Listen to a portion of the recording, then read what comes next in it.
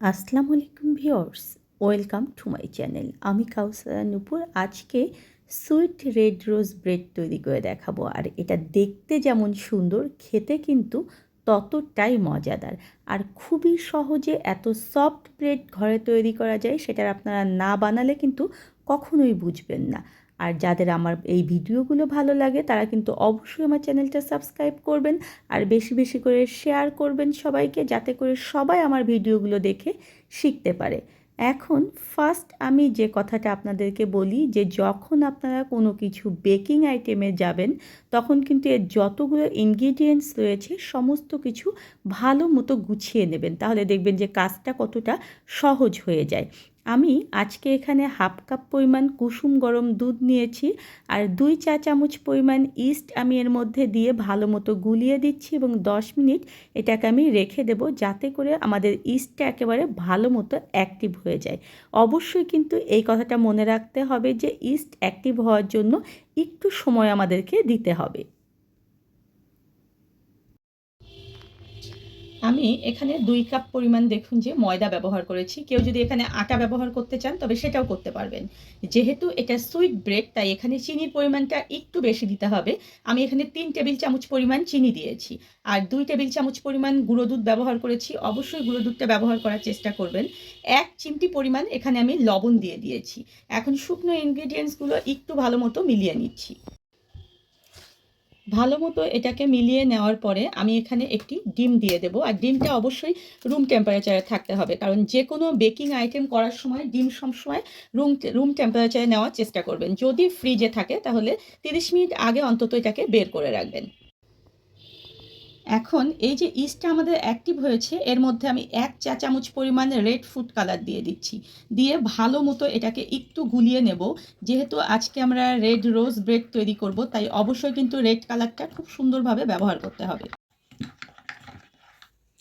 এখন এটা আমরা দেখুন যে আমাদের যে ময়দা রয়েছে সেটার মধ্যে পুরোটাই ঢেলে দিচ্ছি এবং পুরোটা দেওয়ার পরে আমি একটু নেড়ে চেড়ে নিচ্ছি। এখন স্প্যাচুলাটা বাদ দিতে হবে, কারণ ভালো মতো ব্রেডটা কিন্তু মথে নিতে হবে।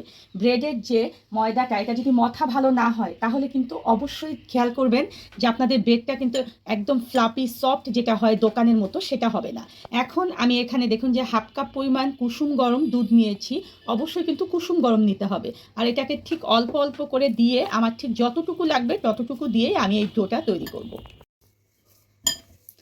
পুরোপুরি হাফ কাপ পরিমাণ দুধ কিন্তু লাগবে না, হাফ কাপেরও হাফ কাপ মানে 1/4 কাপের একটু বেশি পরিমাণ লাগবে। ঠিক আপনি বুঝতে পারবেন যে এরকম একটা স্টিকি ডো হবে। এখন বলি ব্রেডের ডোটা কিন্তু আমাদের পরোটা বা রুটি যেরকম শক্ত হয় ডোটা সেরকম শক্ত হবে না, এটা কিন্তু এরকম স্টিকি হবে। একটু পরে দেখবেন যে যখন এটা আমরা মথে নেব তখন কিন্তু এটা দেখবেন যে সুন্দর সফট একটা ডো হবে। এখন এখানে কিন্তু আমি এখনও কোনো তেল বা বাটার ব্যবহার করিনি। এখানে আমি 2 টেবিল চামচ পরিমাণ তেল দিয়ে দিচ্ছি।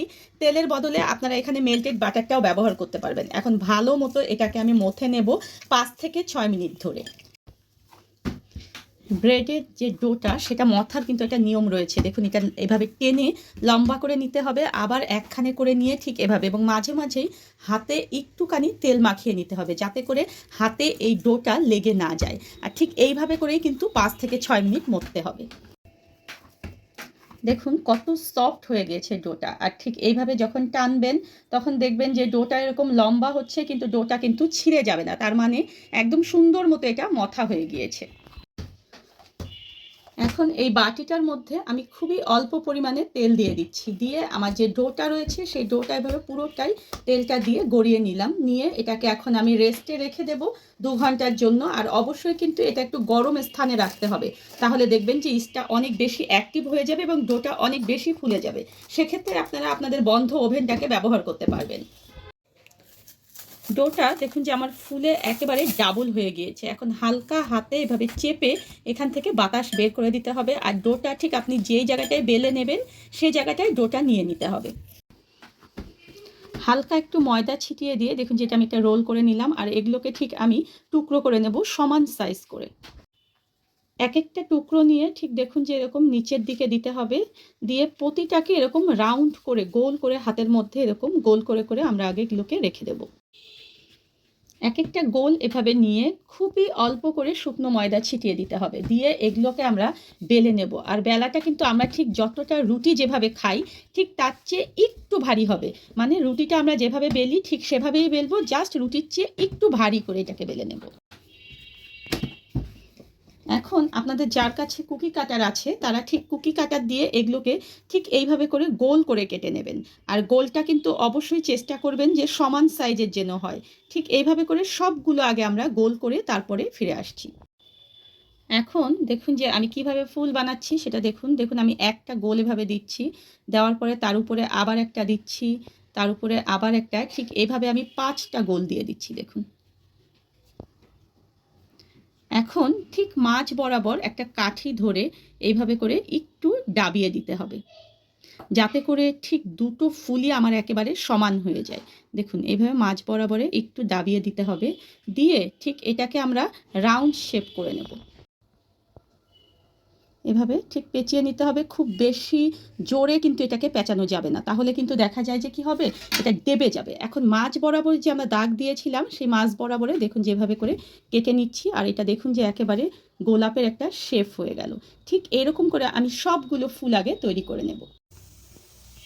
সবগুলো গোলাপ দেখুন যে কেটে নিয়ে আমি মোল্ড অনুযায়ী সুন্দর করে এটাকে সাজিয়ে দিয়েছি। আমি এইভাবে ফাঁক ফাঁক রেখেছি যাতে করে এটা ফুলে একদম সুন্দর মতো একখানি হয়ে যায়, আবার বেক করার পরে এটা যখন ফুলে যাবে সেটাও কিন্তু দেখা যায় একখানি হয়ে যাবে। কিন্তু আমি যদি একেবারে এগুলো একসঙ্গে করে দিই তাহলে এটা ফোলার কোনো স্পেস পাবে না। ঠিক এইভাবে করে আপনাদেরকে সাজিয়ে দিতে হবে। এখন এটাকে আমি এভাবে ঢেকে রেখে দেব 40 থেকে 45 মিনিট, যাতে করে এটা একটু ফুলে যায়। পুরোপুরি দেখুন যে 1 ঘন্টা পরে আমার রোজগুলো দেখুন কতটা ফুলে গিয়েছে। এখন এই রোজটার উপরে আমি একটু দুধ ব্রাশ করব। আর তার আগে আমি বলে দেই যে দুধ ব্রাশ করার জন্য এই যে দুধটা আমি নিয়েছি এটা জাল করা নরমাল টেম্পারেচারের দুধ। আর যেহেতু এটা রেড রোজ তাই এই দুধের মধ্যে আমি একটু লাল কালার মিলিয়ে দিলাম, যাতে করে এই রোজগুলোর কালার আরও বেশি সুন্দর হয়ে যায়। এখন একটা ব্রাশ নিয়ে খুবই ধীরে এটার উপরে দুধটা অ্যাপ্লাই করতে হবে। ভালো মতো দেখুন যে আমি লাগিয়ে দিলাম এর উপরে। আর বারবার বলছি যে এটা কিন্তু খুব চেপে চেপে দেবেন না, তাহলে কিন্তু এটা যে ফুলে গিয়েছে সেই ফোলাটা কিন্তু নষ্ট হয়ে যাবে। এখন ওভেনটাকে আমি 180 ডিগ্রি তাপমাত্রায় প্রিহিট করতে দিয়েছিলাম 10 মিনিটের জন্য।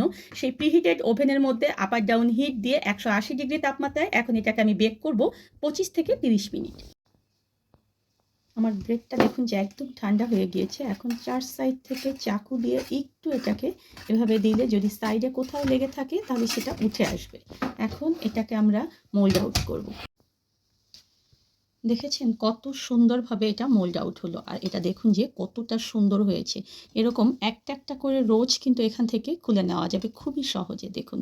আর এটা ভেঙে দেখাচ্ছি যে ভিতরটা দেখুন যে কতটা সুন্দর, একেবারে ফ্লাফি, দেখেছেন কত সফট এটা।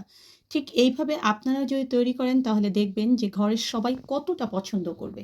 ধন্যবাদ সবাইকে আমার সঙ্গে থাকার জন্য।